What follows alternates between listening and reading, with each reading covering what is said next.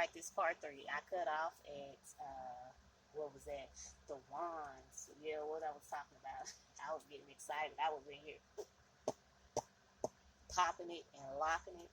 Anyway, you got love, you got the pentacles, you got the wands, ace of wands, new beginnings, fresh ideas, new plans, new rewards, newness coming in, and harvest coming in, and it's gonna be big.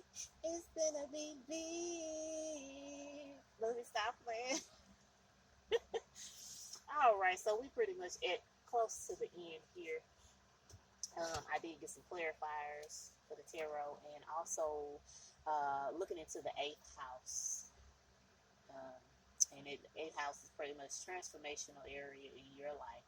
It's about shared resources and intense emotions. Did we just not come off of that? Okay, Neptune, your fantasies, yearnings, and longings, and potential for illusion. So we're gonna dig a little bit into that. And then I'm gonna say, make sure that you check into it for yourself. You can figure out what the eighth house is for you. Um, the eighth house. When we relate deeply to one another, it transforms us forever. We are the sum total of all those with whom we have shared penetrating emotions. The eighth house can represent the area of life where we succumb to the intoxicating love of another and where we abandon ourselves to passion and helpless acquaintance. This could mean the birth of a baby. It could also mean intense physical relationship. For in the sacred act of coupling, we are taken into intense primordial feelings that affect us deeply on an emotional level. So keep going forward. Keep going forward.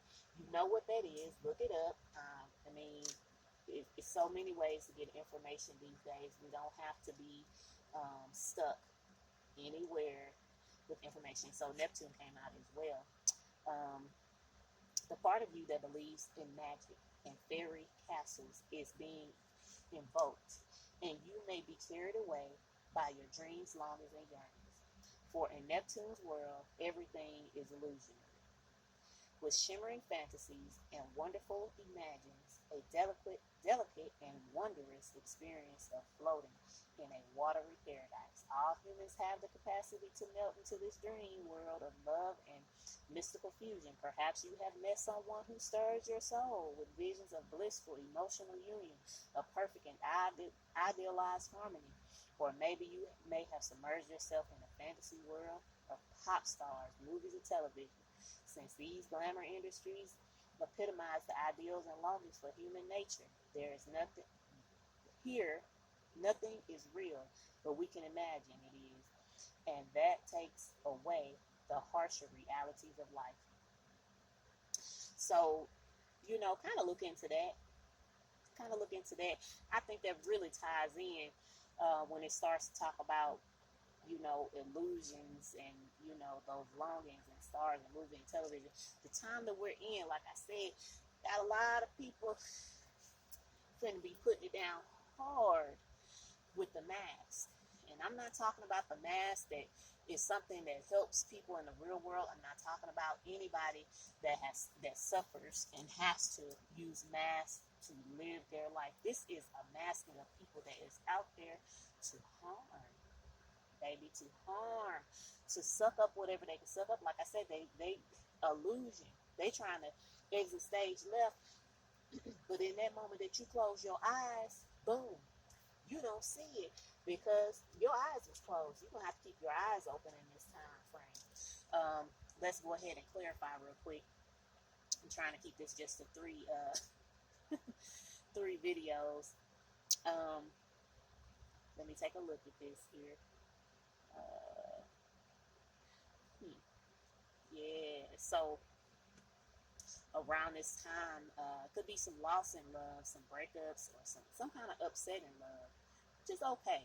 Um, Two of Swords could kind of be a little bit of confusion, intellect, some indecisiveness, some uncertainty, loss of clarity. We did say that with a lot of masking things, things may not be clear. It's gonna be watery. It's gonna be mass filled. It's gonna be like being on some kind of stage, like going to see a play. Um, that's to be expected. But the next thing was the Pentacles. Four of Pentacles. You're gonna have to trust the process.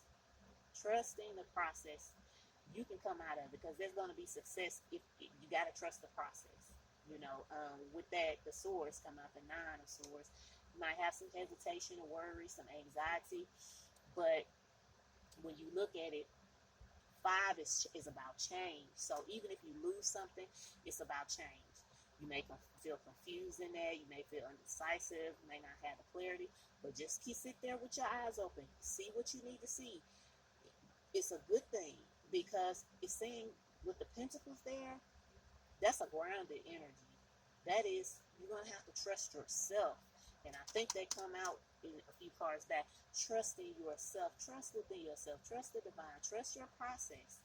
Yeah, you're going to be hesitant. You're going to be hesitant. You're going to be wanting to kind of worry. It might bring you some anxiety, but keep your eyeballs open. You hear what I'm saying? Keep your eyes open. Keep them peeled open. Even if you feel nervous. Even if it's some anxiety. Even if you're like, I don't know what I need to. Keep your eyes open. So the crystal was a crystal grid. While every crystal has its own deeply powerful and its energies can be magnified tenfold. Crystal grids.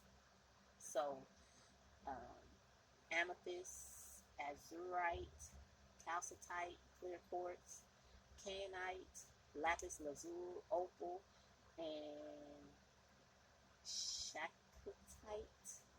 I probably ain't saying it right, but it's a balancing grid, pretty much.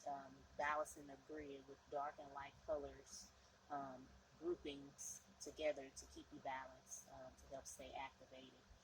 Um, Purpose for the grid is a good idea to meditate over it, allowing the combined crystal energies to wash over you as you connect with something more that exists in this world. After you have finished, you can leave your grid in place for as long as you would like.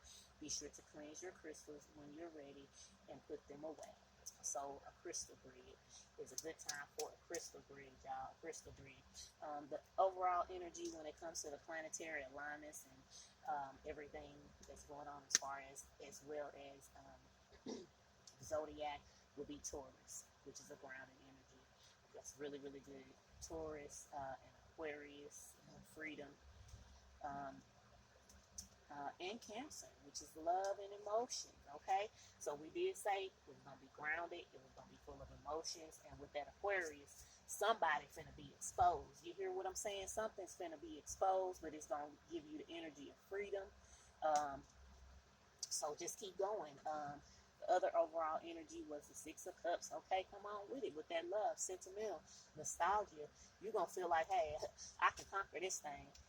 Whatever that you have gone through in the past, it was just for you to get to this point so that you can overcome it.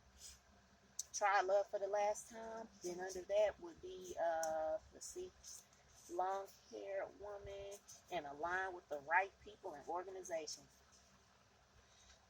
You ain't got to be consumed with love. When the right person comes in, you're going to have to keep your eyes open. If any love is coming in, keep your eyes open. If anything new is coming in, keep your eyes open. Another overall energy is favored me. The universe has already favored you. So don't feel nervous. Don't feel so nervous. But the anxiety feelings gonna come up. But keep going. Last thing is third eye chakra. Keep that eye. Okay, keep your eyes open. Keep your eyes open. Use your discernment at this time. Do not be caught up with what you see. You need to use all your gifts, and especially your discernment, your third eye chakra. Because yes, this could have dealt some overall energy with some childhood trauma or some PTSD. Yeah, it could. But at the same time, you know that you've already gone through that. And the healing part to start is to know that whatever was done to you was the person that was doing the things to harm you. The rest of the overall energy is spiritual, PPE. Keep your cleansing up. Keep doing what you need to do